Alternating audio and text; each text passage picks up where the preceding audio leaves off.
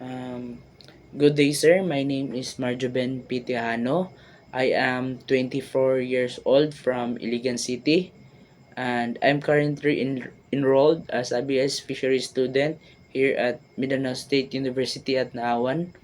So, I would like to share my thoughts regarding sa video na akong natanaw karon, which entitled Introduction to Philosophy ay Introduction to Ethics, which enlightens me how ethics works on our life, especially sa student like me na ma-engage in to the ethical world, sir. And then regarding sa thoughts, I would like to share a short thoughts regarding sa video, which is based akong na learn is uh, um I have four things that I highlighted, sir, especially sa katong practical application, ethical and moral philosophy, distinguishing ethical action and personal development. The four things that highlighted me, sir, because of the moral lesson that it gives me, especially it started with the application of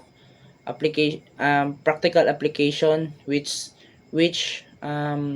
as taught in the video, kay kanang diri sa stage sa atong life, which is ang practical application, is diri nato na develop ang atong early moralities, kanang which kung asa ta dapit nagpuyo is dira nato ma-develop or ma-develop ang ato ang characteristics regarding towards others, on how we react on others. And then it goes to ethical and moral philosophy, the later part of our as a child or as an adult, which kanang ma-distinguish na nato ang right and wrong decisions. And then speaking of distinguishing moralities, it goes with distinguishing ethical action, which is our moral choice. So if we decide which is right and wrong, and then in terms of moralities, dili na to ma distinguish atong ethical action kung nabatay nasakitan lain sa atong mga nabatay laing tao na nasakitan tungod sa atong gibuhat, or nabay mga tao tungod sa atong gibuhat kay wala sila ginahi sa atoa.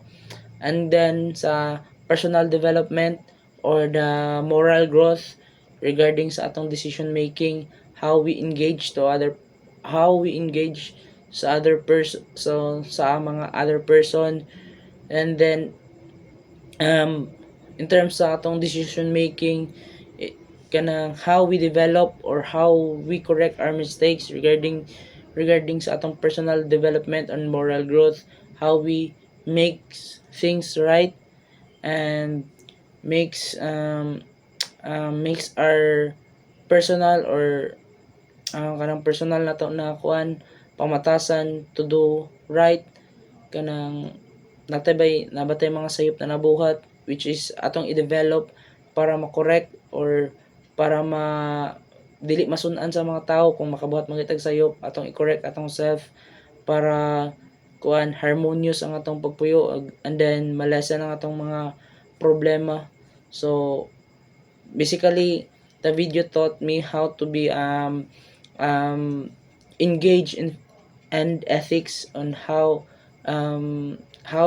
it enlightens me the moralities of being a human being, sir. That's all my thoughts regarding sa video, and thank you, sir.